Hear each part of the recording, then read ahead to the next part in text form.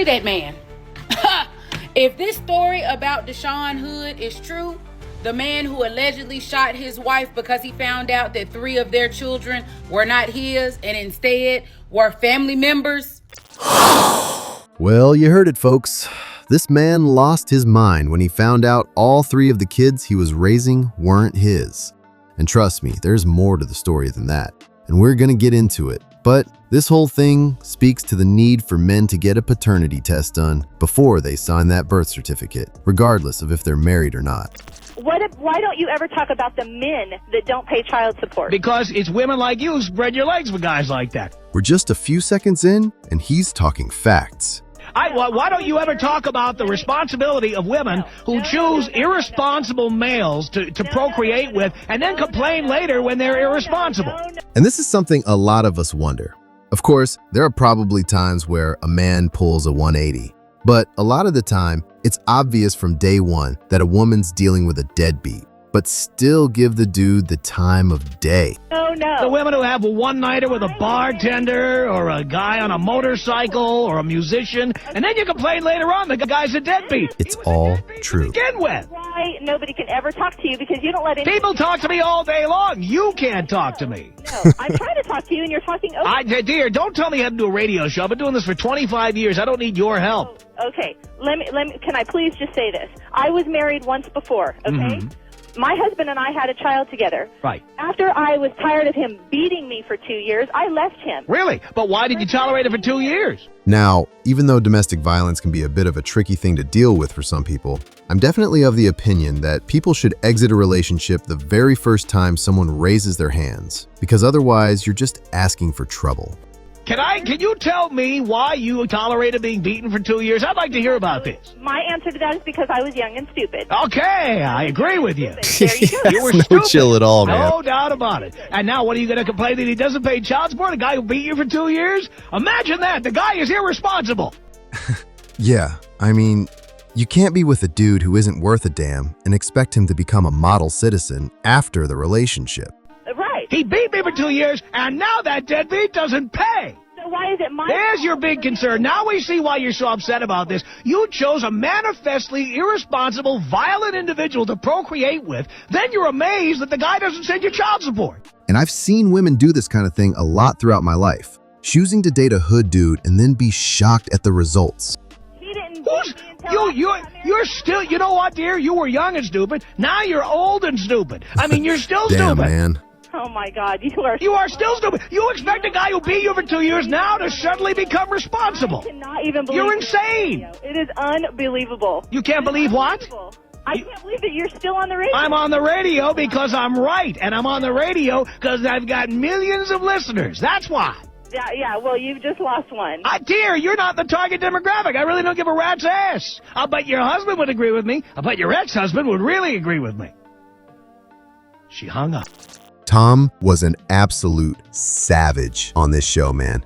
And while the conversations weren't pretty, he was speaking facts a lot of the time. We all know there are people out there who are a waste of space. And I'm talking about men and women. So you've really got to think about the people you choose to bring into your life. Free that man.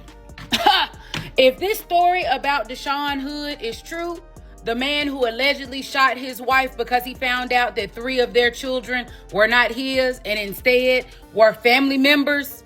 Getting caught up in some paternity fraud drama is one thing, but to be betrayed by your own family takes things to a whole other level. Free that man. That's a crime of passion. Hear me out. Some of y'all women will flip out when another woman texts your man, and y'all are destroying cars and burning clothes and trying to run them over. She ain't lying. But this man finds out that his wife has cheated on him not once, not twice, but 3 times with family members.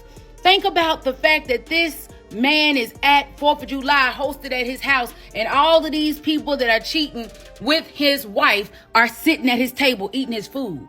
Yeah, all while thinking about how they clapped his wife's cheeks raw, not holding back anything. He is at Christmas watching his kids opening up gifts. Yeah, this was from Uncle such and such. In reality, that's from your daddy. I'm not saying you should have did it, but, well, you know the rest.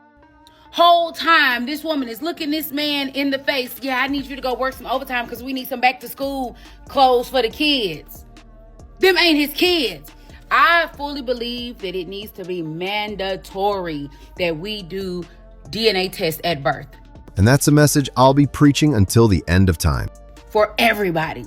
Married, dating, hookups, everybody needs to be doing DNA tests before they sign a birth certificate.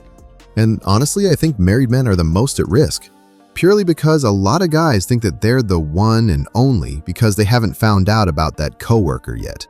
Because this is one of them situations where, very sad, the woman survived. Allegedly, she is still at the hospital recovering from her injuries. But this is a crime of passion. That man blacked out.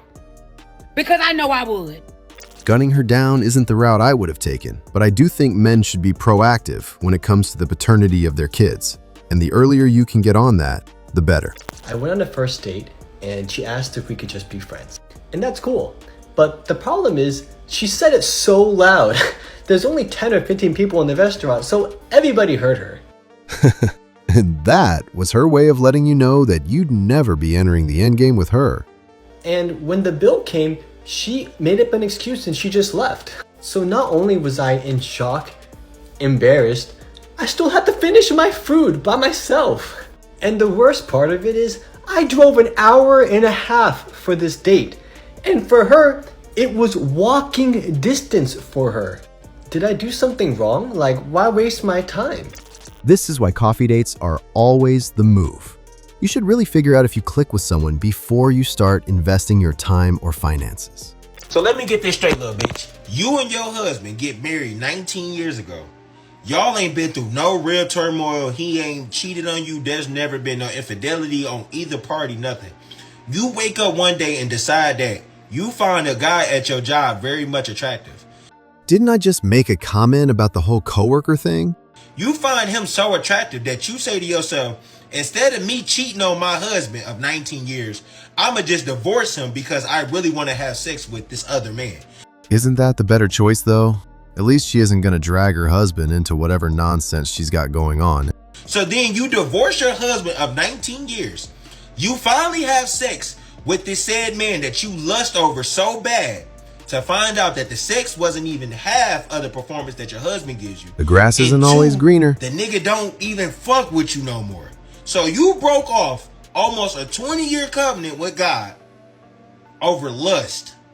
And this is exactly how so many people these days blow up their lives for no damn reason. You bitches do anything, bro. That's dumb as fuck. I ain't never heard no nigga break up or divorcing his wife to go fuck another woman. If anything, he gonna do some little James Bond cheating. I'm not saying that's cool. Don't get me wrong, but personally, if you can't give someone the honesty and sort of commitment they want in a relationship, you should leave them. I mean, the last person you should be stabbing in the back like this is the person you made vows to. Divorcing a motherfucker because you want to have sex with another person? Bro, sometimes y'all let y'all flesh fucking overrule y'all. That's crazy. Yeah, it's like some people are quick to walk down the aisle and share their vows, but when it comes to walking the walk, they're not able to go the distance. Anyway, while I do think that her destroying her marriage just to get her cheeks clapped was pretty dumb, at least she didn't cheat on her husband, so there's that. No reason why someone that's 45 is trying to talk to you. You're young. I'm not gonna hold y'all. Controversial take. I think women only have these opinions now because women have focused more on their careers, education, and being independent. They're older in age, and now they're pushing these agenda more only because they're now at an age to settle down now where they're in their 30s. Ain't that the truth? Pushing what is women? what's the agenda? You guys are all against these men dating younger women because it takes options away from you guys. Guys your age now will go date younger women. Oh, I didn't know. What else can you base it on? That's fine. I definitely think there's a lot of truth to what he's saying, and it makes perfect sense from an evolutionary perspective. Humans haven't always lived in big cities. So when it came to sexual reproduction way back in the day, older women in small tribes may have felt threatened by younger women, especially if they didn't have children by a certain point in their lives. This is something I'd actually have to look into, but it might be pretty interesting.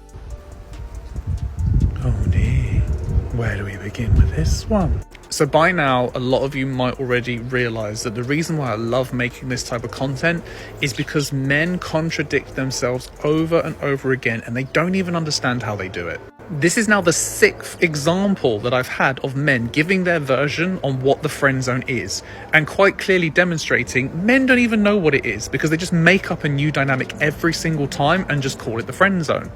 To be fair, I don't completely disagree with what he's saying. But for me, the friend zone is simply when you have two people in what's supposed to be a platonic relationship, but one person's waiting for it to develop or change into something romantic.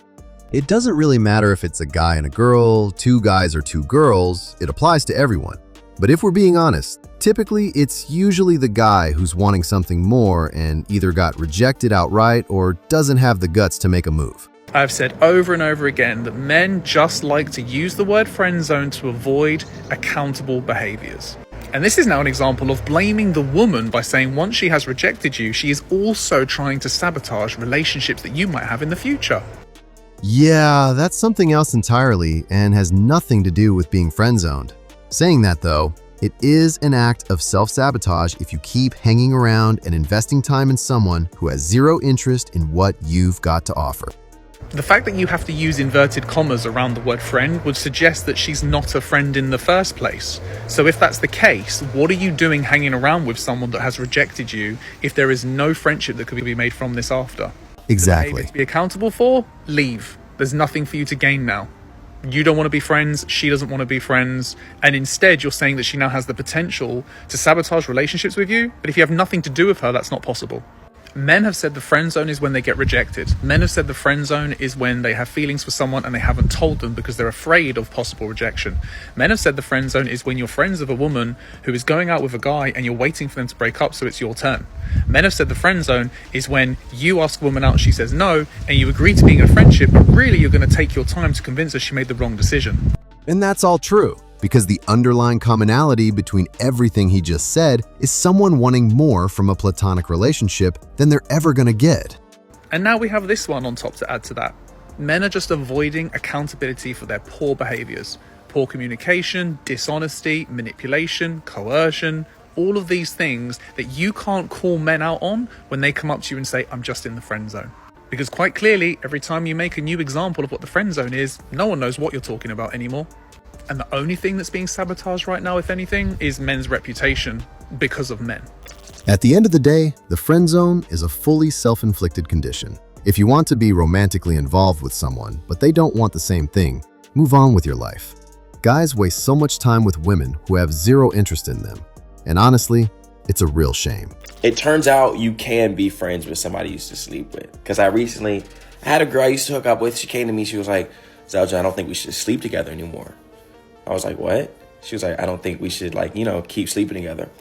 I was like, what does that mean? Like, is that some type of code for something? Like, what are you talking about right now? She was like, the energy we exchange when we're hooking up, I don't want to keep doing that forever. However, I do like your mind. I like your personality. I love the way you make me laugh. So, I still want to spend time around you. And I'm, taking a minute. I'm, processing everything she's saying. And I'm like, so you're saying it was bad? She was like, no, we've been hooking up for years. I wouldn't have kept doing it if it was bad. It just isn't productive anymore. She was like, but I think a friendship would be. I'm like, damn, you want to be one of the bros? I got enough bros. I'm good on that. But then I really thought about it, and she is cool. So we've been keeping it platonic. The biggest problem I see is once she gets a man in the future, there's going to be some tension because I used to crack that. You feel me? I used to bounce your ball every other week. Yeah. So yeah, I don't know how to navigate that. But we're cool. She says we're not going to hook up again. We'll see. It's on her terms, though. I'm not pressing it. If she wants me to be a friend, I can be a friend. If she wants me to lay that hammer down, I can do that too.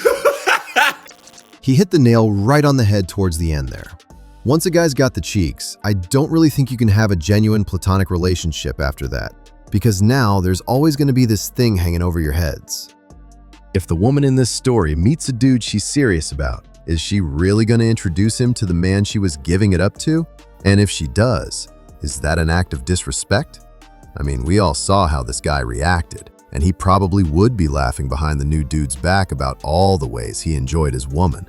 And honestly, there's nothing worse than everyone knowing something about you, but you have no idea they know. And whenever you're not around, they're having a laugh at your expense. Anyway, guys, I'm just about done for today. But let me know what you think about all this in the comments, and I'll catch you on the next one.